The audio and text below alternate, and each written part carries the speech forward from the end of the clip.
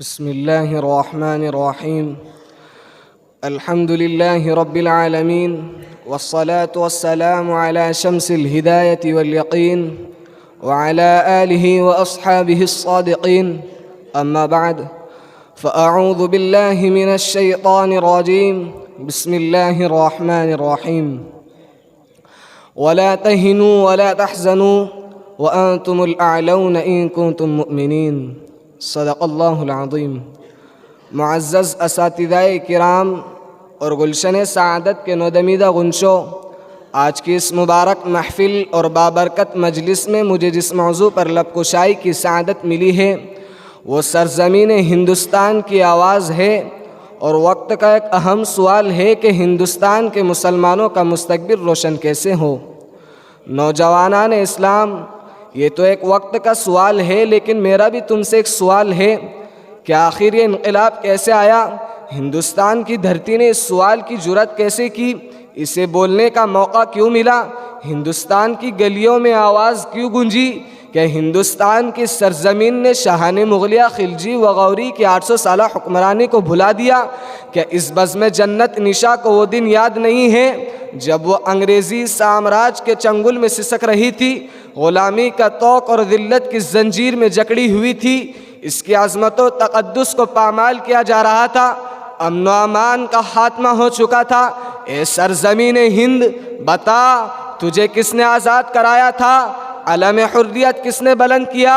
تحریک آزادی کے بانی شیخ الہند رحمۃ اللہ علیہ کون ہیں؟ مجاہد آزادی مولانا حسین احمد مدنی رحمۃ اللہ علیہ کون ہیں؟ قائد آزادی مولانا ابوالکلام آزاد رحمۃ اللہ علیہ کون ہیں؟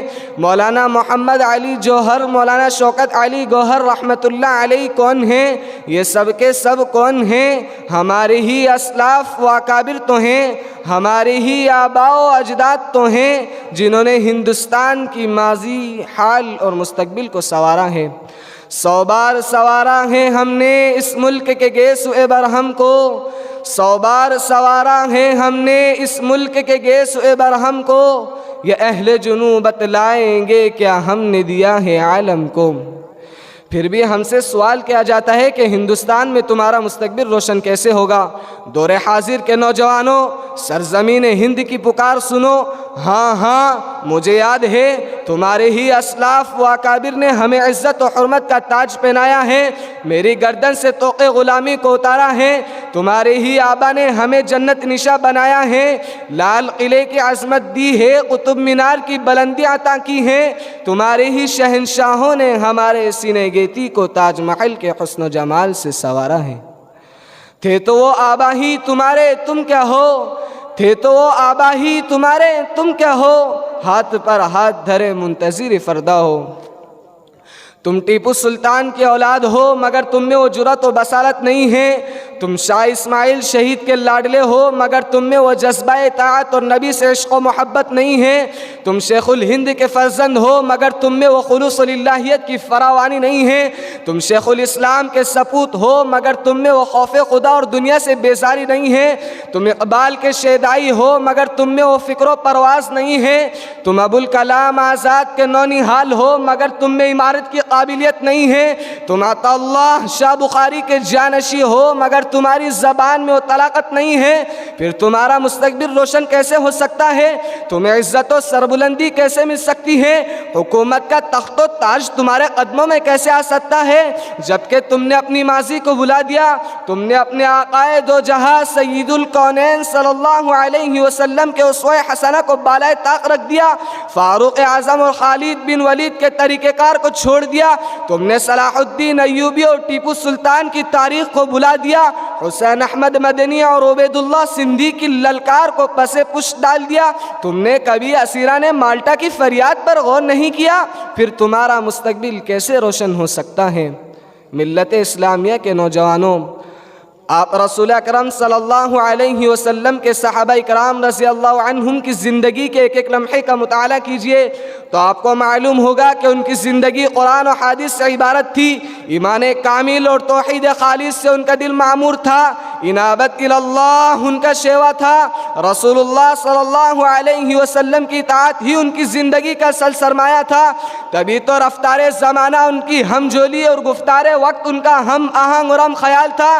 اسی حقیقت کو آشکارا کرتے ہوئے علامہ اقبال نے کہا تھا، یہ سحر جو کبھی فردا ہے کبھی ہے امروز، یہ سحر جو کبھی فردا ہے کبھی ہے امروز، نہیں معلوم کہ ہوتی ہے کہاں سے پیدا، وہ سحر جس سے لرزتا ہے شبستان وجود، وہ سحر جس سے لرزتا ہے شبستان وجود، ہوتی ہے بندہ مومن کے اعضاء سے پیدا۔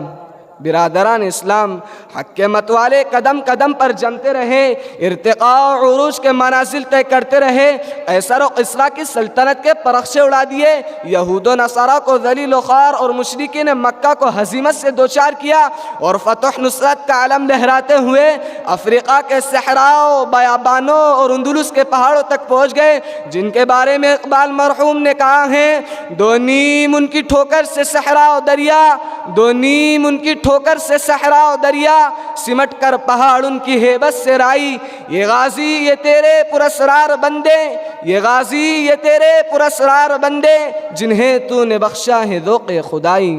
فرزندان اسلام، یہ افسانہ نہیں حقیقت ہے، یہ مخفی نہیں کہکشاں سے بھی زیادہ درخشاں ہے کہ آج ہم نے اسلام کا قانون چھوڑ دیا ہے، قرآن سے رشتہ توڑ لیا ہے، احکام الہی سے منہ موڑ لیا ہے، رسول عربی صلی اللہ علیہ وسلم کا دامن چھوڑ دیا ہے، اس کے نورانی اسوہ حسنہ سے رخ پھیر لیا ہے، ہم دنیا کی رنگینیوں میں کھو گئے ہیں، دولت و ثروت ہی کو سب کچھ ہم نے سمجھ لیا ہے، تو پھر ہمارے مستقبل کا ستارہ کیسے درخشاں ہوگا؟ اے غیور نوجوانوں، ذرا سوچو تم کیا ہو، تمہارا مقام کیا ہے؟ مسلمانوں، تم ہی تو ہو جسے قرآن نے خیر امت کا لقب دیا ہے۔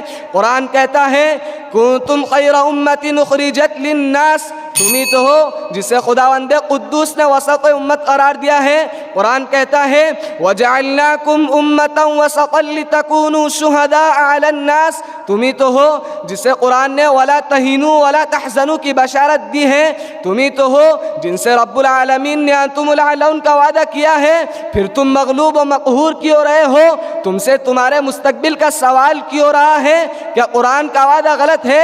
نہیں، قرآن کا وعدہ سچا ہے، اللہ کا وعدہ پکا ہے۔ اٹھاؤ تاریخ دیکھو، جب تک تم خیر امت کے فریضے کو انجام دیتے رہے تو تم ہی امامت و قیادت کے منصب پر فائز رہے۔ گلشن اسلام کے بلبلوں، اسلامی تاریخ پکار پکار کر کہہ رہی ہے کہ ہندوستانی مسلمانوں، اگر تمہیں اپنے مستقبل کی فکر ہے تو اپنے اندر تبدیلی پیدا کرو، مگر تبدیلی یورپ کی تہذیب اور پیرس کے تمدن سے پیدا نہیں ہوگی، بلکہ اس تہذیب و تمدن سے پیدا ہوگی جس نے زمانہ جاہلیت کو خیر القرون بنا دیا تھا، جس نے حکومت کا تاج ان کے سروں پر رکھ دیا تھا۔ آج ہمیں بھی اسی تہذیب و تمدن کا اپنانا ہوگا، بندگی و صرف گندگی کے وعدے کو کما حقوں نبھانا ہوگا، اور آپ صلی اللہ علیہ وسلم کے فرمان کو دل و جان سے لگانا ہوگا۔ اے مسلمانوں، تم انقلابی امت ہو، تم نے ہر دور میں حالت کا رخ موڑا ہے، آج بھی ہندوستان کے مستقبل کو بدل سکتے ہو۔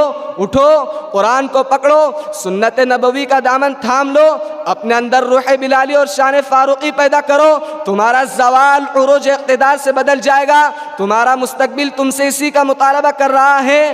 آؤ خلوص للہیت اور صبر استقامت کے ساتھ زندگی کا نیا سفر شروع کریں، ایک نئے عزم کے ساتھ چلیں، آگے بڑھیں۔ اٹھ شیر مجاہد ہوش میں آ، تعمیر خلافت پیدا کر، اٹھ شیر مجاہد ہوش میں آ، تعمیر خلافت پیدا کر، کیوں فرقے فرقے ہوتا ہے اب ایک جماعت پیدا کر تو بھی ترقی دنیا میں اسباب تجارت پیدا کر تو بھی ترقی دنیا میں اسباب تجارت پیدا کر، قارون کی دولت ٹھکرا دے، عثمان کی دولت پیدا کر، اسلام قدم بڑھتا ہے تو کفر سے کیوں ڈرتا ہے، یا تو اسلام کا نام نہ لے یا شوق شہادت پیدا کر۔ وآخر دعوانا ان الحمد للہ رب العالمین۔